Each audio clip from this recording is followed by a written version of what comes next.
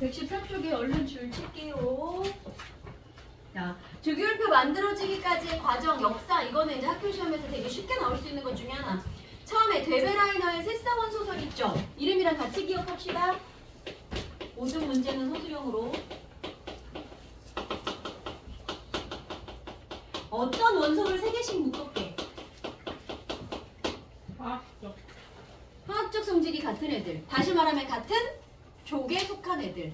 그래서 대표로 늘 나오는 게 1톤 나트륨 칼륨이야. 3번, 11번, 19번인 애를 3개를 묶어서 자, 원자량이 이렇게 생긴 애 3번인 애랑 19번인 애를 더한 다음에 반띵을 하잖아? 가운데 있는 애의 원자량이 나와. 이런 규칙을 하라는 거야. 아, 뭔가 얘네들이 규칙적으로 변하는구나 라고 하는 애들. 그래서 새쌍원 소설의 가장 대표적인 게 용놈들 3가지. 그래서 그거 기억하시고요. 그 다음에 뉴렌지의 옥타브살? 이건 또 뭔 소리야?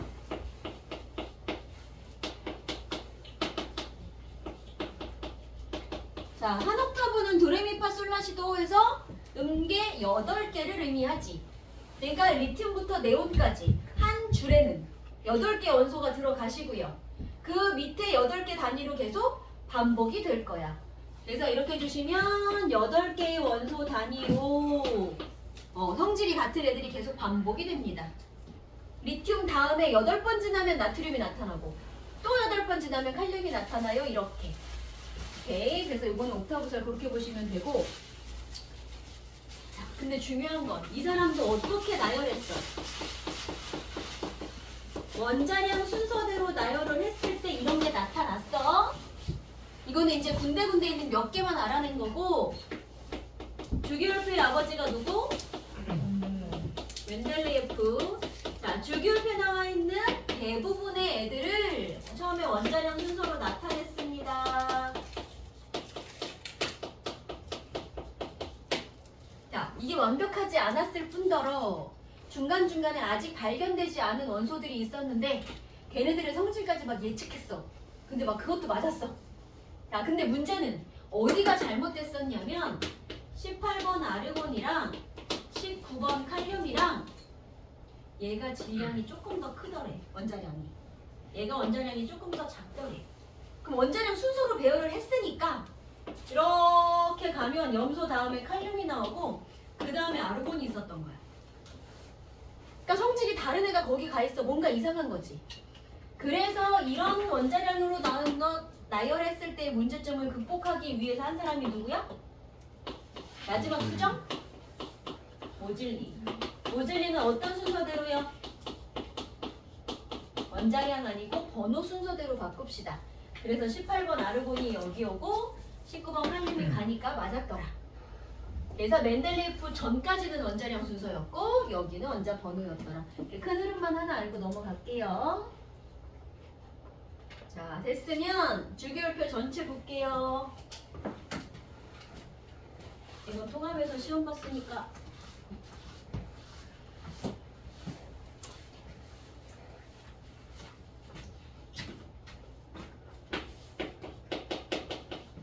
자, 금속 원소하고 비금속 원소의 성질 특징 봅시다. 주기율표에 어디 주로 있어? 금속은 왼쪽. 왼쪽이면서 가운데 거기 전체 약간 노르스름한 색깔로 되어 있는 애들이 싹 다 금속이야. 대부분을 차지하고 있지. 얘는 왼쪽과 가운데까지 얘는 주로 오른쪽에 쏠려 있고요. 수소 한 놈만 왼쪽에 있는 거고 위치 그 다음에 광택. 금속은 광택이 나요? 네. 반짝반짝 광택이 나고 얘는 안 나요. 왜 광택이 나는 거라 그랬어? 자율도랑 아니 자율손자가 뭐 해서? 움직여서. 자, 우리는 화원을 배웠으니까 이제 좀 전문적인 용어를 씁시다. 예를 들어 리튬이다. 그러면 이 1껍질에 전자 2개 있고 이 껍질에 전자 하나가 있을 거야. 이 아이가 가장 안정한 바닥 상태일 때 전자 배치가 이거야. 근데 이 리튬이 외부로부터 빛에너지를 드셨어. 그리고 에너지가 높은 전자 껍질로 올라갔어. 이걸 들뜬 상태라고 할 거지?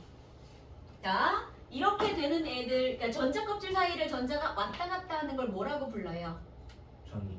전자 전이. 이렇게 해서 올라갈 때까지는 내 눈에 안 보이다가 여기든 여기든 올라간 애가 다시 에너지를 잃어버리고 밖으로 에너지를 버리면 이게 내 눈에 광택으로 반짝반짝 보인다 그랬어. 즉 광택이라는 게 날려면 누가 있어야 되냐면 자유전자. 즉 맨 바깥 껍질에 있는 이 원자가 전자를 이 원자가 별로 안 좋아하는데, 그럼 1쪽, 2쪽, 13쪽에 있는 애들은 밖에 있는 전자 하나, 둘, 세 개를 자꾸 버리고 싶잖아. 그래야 비활성 기제 될 거니까. 그래서 금속한테 들어있는 원자가 전자는 우리가 자유전자라고 부르고, 걔네는 이런 전이를 훨씬 자유롭게 할 거예요. 그래서 광택이 있습니다. 자유전자가 전자 껍질 사이를 전이하기 때문에 가능하시고요. 그 다음에 이거는 표에 있는 거 쓰면서 보세요. 자, 열하고 전기 전도는 금속은 열 통하고 전기도 잘 통하고, 얘네는 잘 안 통하고. 그럼 쟤네가 열이 통하는 이유는 뭐예요? 자유전자. 역시 자유전자 때문에요. 이동이 가능하기 때문에. 자, 그럼 비금속 중에 전기 통하는 거 누구 있었어요? 니켈. 응? 흑연. 비금속인데? 그렇지, 흑연. 산소. 흑연과 그의 친구들이라고 배웠는데 혹시 친구들 기억나? 레틴. 그래핀 또? 탄소 나누기. 그렇지, 그래핀을 툴툴 말아놓은 탄소 나노 튜브 또? 반도체. 응? 그건 알겠지. 그 축구공 모양으로 생기네. 세 글자. 플로렌. 플로레. 그래서 흑연 친구들을 같이 알아두시면 좋고요. 그 다음에가 누구냐? 실온에서의 상태. 자, 고체는 여기서 상태 뭐예요? 고체. 근데 고체랑 물어보네. 금속은 상온에서 상태가 다 고체예요. 다 딱딱한 애들밖에 없고요. 그럼 비금속은요? 액체 아닌 기체. 액체 뭐 있어 하는 거? 수은이랑 브로민. 수온은 금속인데요. 아. 비금속의 대부분은 LG. 기체죠. 브로민. 바륨. 일단 대부분을 물어봤잖아. 예외 말고. 기체. 비금속의 대부분은 기체거나 고체야. 이거 어떻게 외우라 그랬어? 고리에. 아니. 비주얼. 자, 여러분이 지금 숨쉬고 있는 이 방 안에 산소, 비금속 맞지? 이 새끼들 다 고체, 아니 기체야. 산소, 질소, 기타 등등. 그 다음에 대표적인 비금속 연필심, 흑연. 그래서 상당수는 이렇게 존재할 거고, 얘네들한테 예외로 나오는 액체가 누구 있었어요? 하나씩. 그치? 금속 중에 액체, 순, 비금속 중에 액체가 브로민. 브로민. 이거는 예외였지. 한 번에 정확하게 기억하세요. 이제 모의고사 안 틀리게. 난 3모까지는 통합과학 나올 거니까 내가 3모까지는 그냥 그런가 보다 할게. 우리 육모는 1등급 맞자. 일단원이네. 자, 아무튼 그 다음에 뭐야? 네 번째. 힘을 가할 때. 자, 힘을 가해 봅시다. 고체한테 힘 가하면 어떻게 돼요? 저는 막 부서져요? 늘어나요. 연성. 일단 연성하고 전성이라는 게 있었는데, 고체한테 힘을 가해서 막 두드려서 피면 그 얇게 펴졌어. 알루미늄 호일처럼. 그치? 넓게 펴지는 성질이 있었고요. 펴짐성. 펴짐성의 다른 말 뭐였어요? 전성. 전성 맞아? 연성 아니고? 그럼 연성은 뭐야? 늘어나고.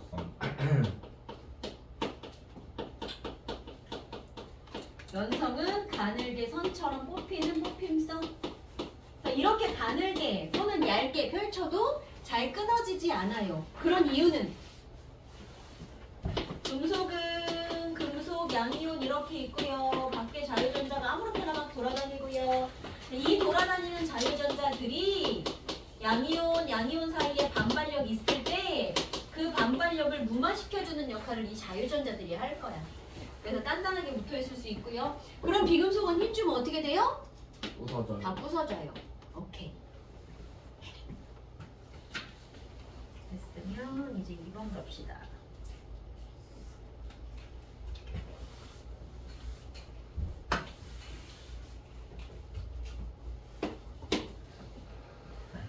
자, 쓰고 이츠 프린트해. 아 맞다. 이제 아, 보고만 있었어. 뭐 하는 거야? 됐나요? 주승. 다음에 전자 배치하고 주기율 갑시다. 자, 이번에 1번 볼래? 원자 주위에 원자핵 주위에 전자가 운동하고 있는 특정한 에너지 준위의 궤도? 참 어렵게 썼는데 전자가 돌고 있는 궤도 이거 뭐라 그래? 전자. 전자 껍질.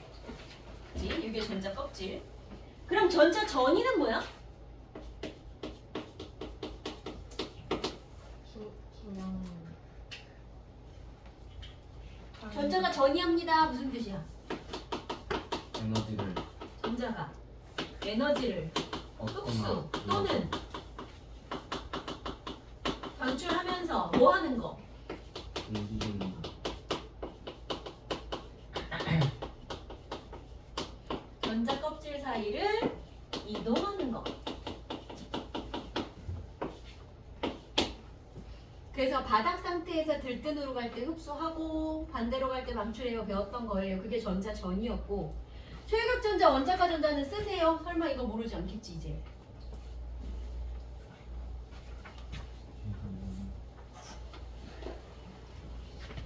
이거 틀리면 뒤지는 거예요.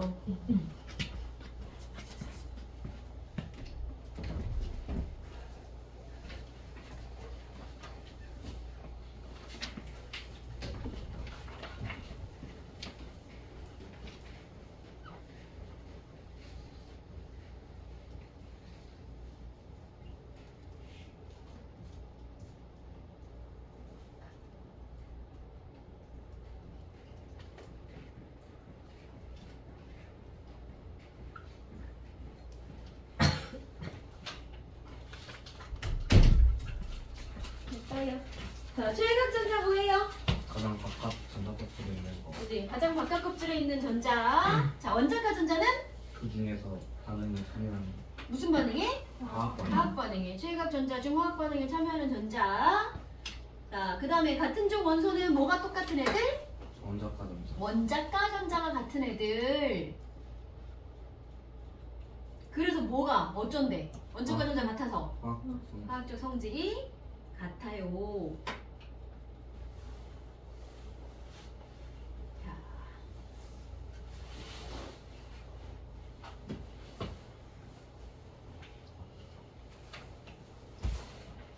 그럼 같은 주기 원소는 뭐가 같고요? 껍질. 그럼 전자 껍질 수가 같고요. 그거면 되고요. 그 다음에 뭐 줬어? 자, 이제 3번부터가 이제 화원에 새로 나오는 거 유액전화 봅시다. 이거 이제 책 펴보세요.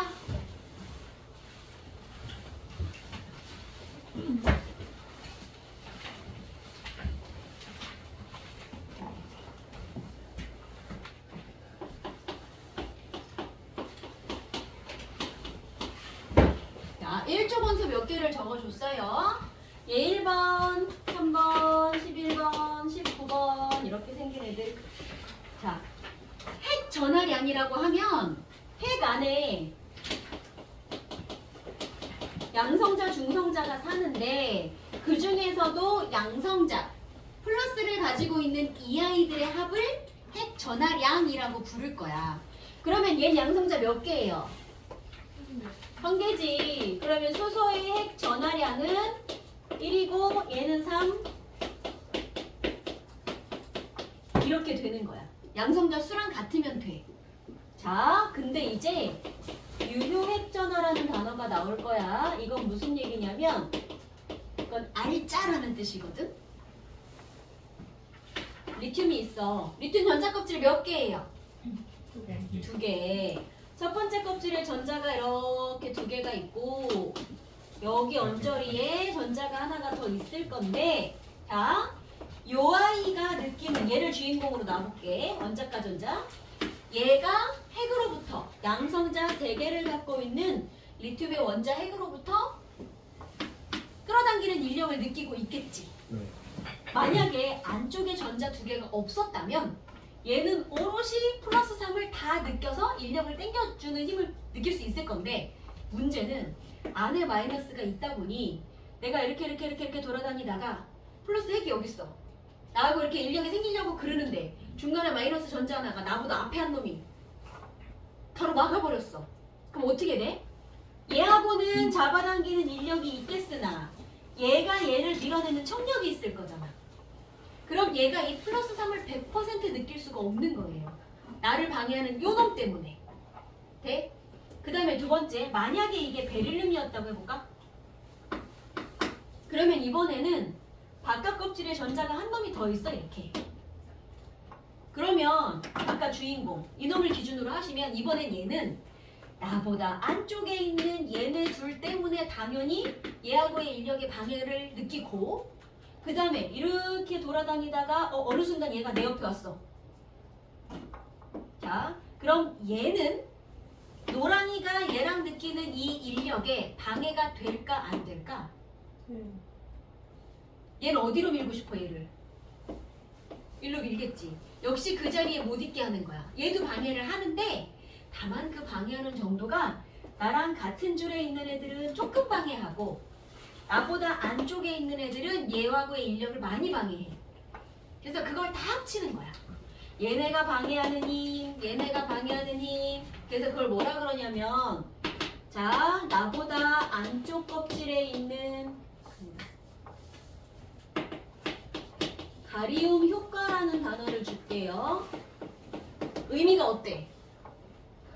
누군가 나를 가렸어. 내가 얘 좀 만날라 그랬더니 누군가 방해했어. 자, 가리움 효과는 나보다 안쪽 껍질에 있는 전자. 얘도 나를 방해하고 같은 껍질에 있는 전자도 나를 방해할 거야.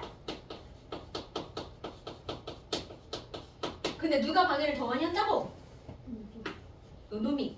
근데 어쨌거나 얘네가 방해하는 그 효과를 다 뺄 거야. 그래서 가리움 효과를 우리가 S라고 보통 표현을 하고 원래의 핵전화 있지? 원래 이 값. 이거를 우리가 보통 Z라고 쓸 건데 그러면 내가 원래의 핵전화량을 느끼고 싶었는데 플러스 4를 온전하게 느끼지 못하고 요놈들이 방해하는 걸 좀 뺐어. 그럼 0. 얼마 이렇게 빠질 거거든. 그래서 원래 핵 전하량에서 얘네가 방해하는 가리움 효과만큼을 뺀 진짜 알짜의 핵 전하를 유효 핵 전하라고 부를 거예요. 의미 됐어요? 가리움 효과 의미 아시면 되고 아 가리움 효과는 나보다 안쪽에 있는 애가 더 크구나까지도 그림으로 대놓고도 물어볼 수 있어. 자, 요거 써놓을까? 가리움 효과 또는 가려 막기 효과. 핵과의 인력을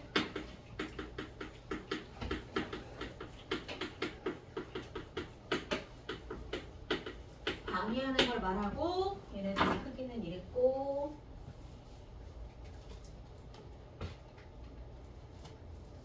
유효핵전화 말뜻 요걸로 적어 놓으세요. 유효핵전화는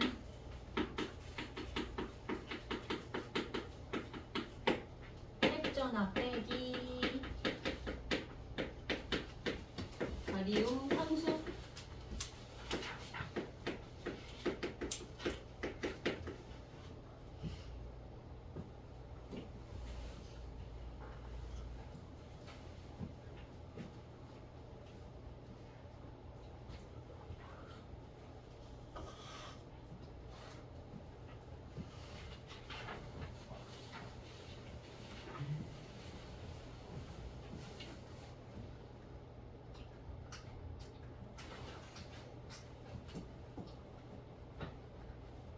됐어요?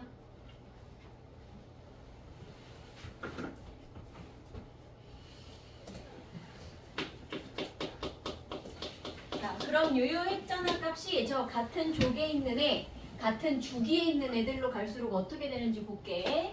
수소, 리튬, 나트륨, 칼륨이야. 플러스 값으로 따지면 13, 11, 19 이렇게 커질 건데 그럼 얘가 가지고 있는 저기 하나, 둘, 셋, 네 번째 껍질에 있는 원자카, 전자카 나보다 안쪽에 있는 애들한테 가리움 효과를 받을 거고 그치? 그래서 뭔가 방해가 되긴 할 거야. 그러면 여기에서 가려막기 상수에 해당하는 것만큼을 빼야 되는 게 맞아. 그럼 아무래도 가장 멀리 있는 전자가 가리움의 그 효과도 좀 커지긴 하겠지. 근데 가리움 효과가 암만 커져도 여기서 핵전해량이 증가하는 것만큼은 못 따라가. 여기 막 2 증가하고 8 증가했잖아. 가리움 효과가 80 증가하진 않을 거거든. 자, 그럼 이 말은 같은 족 안에서 원자 번호가 커지면요. 유효 핵전화는 어떻게 된다는 얘기예요? 커져요. 커져요. 핵전화량 자체가 커지고 가리움 상수도 커지지만 얘가 훨씬 크더라. 얘도 증가합니다. 그럼 같은 주기에서는 리튬 옆에 쭉 갑시다. 베릴륨에서 플로리까지 가볼게요. 네온은 일단 빼볼게. 자, 얘는 9번이야. 3번이고. 그러면 핵전화량 플러스 9를 갖는 애야. 근데 얘네들 껍질은 어때? 하나, 둘. 여기 2개, 1개. 플러스 9짜리. 하나, 둘. 여기 2개, 여기 7개. 그럼 이 중에 한 놈을 주인공, 7개 중에 한 놈. 요거 한 놈을 주인공으로 잡았을 때 내 옆에 있는 애들이 몇 개 더 늘어난 거지. 안쪽에 있는 애들이 늘어난 건 아니란 말이야. 그런데다가 핵전화량은 6개나 더 늘어났어. 플러스 값은. 역시 가리움 효과도 마이너스 6까지 증가하지는 않을 거야. 여기도 마찬가지. 그래서 핵전화량이랑 유핵전화량은 거의 비슷하게 플러스 값이 커지시면 유핵전화도 거의 같이 커질 거예요. 그러니까 핵전화량 큰 놈의 유핵전화도 커 하시면 얼추 맞아. 약간의 예외를 이따 얘기해 줄게. 그래서 같은 주기는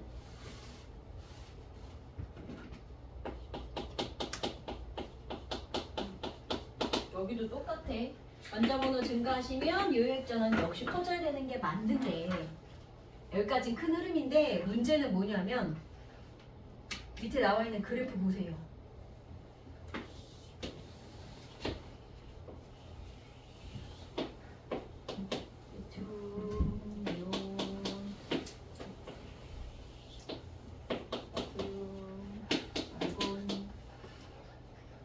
자, Y축에 유효 핵전화라고 줬어. 그럼 보자. 리튬하고 나트륨은 같은 족 원소잖아. 3번, 11번. 그러니까 어떤 놈이 유효핵전화 커요? 나트륨. 나트륨이 커요. 번호 큰 놈이 컸어요. 같은 주기에서 리튬보다는 네온이 어때? 3번보다는 10번이 오케이. 큰 거 알겠어. 여기까지는 다 배운 거 그대로야. 그치? 근데 문제는 이렇게 자르잖아. 2주기 끝에 있는 애랑 3주기 앞에 있는 애를 비교해봐.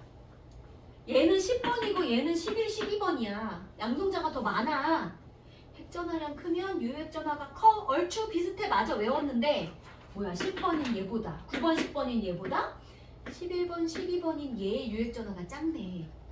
이렇게 역전되는 구간이 있어. 그래서 2주기 끝에 있는 애들 2개 정도. 마찬가지 3주기 앞에 있는 애들 마그네슘 사실 알루미늄까지도 되긴 했는데 끝에 2개 앞에 2개 정도는 역전돼요 라고 표시해 놓으세요. 거기 라인에다가 사실 3개 잡아도 되고 얘는 여기 알루미늄까지 해도 자세하게 나누면 아마 산소가 좀 더 클 거야. 그래서 2주기 끝에 3주기 앞에는 이렇게 역전돼요. 요거 되게 중요합니다. 거기 기억님 디귿 중에 이렇게 함정으로 하나가 나오는 게 여기야. 표시 잘 해두세요.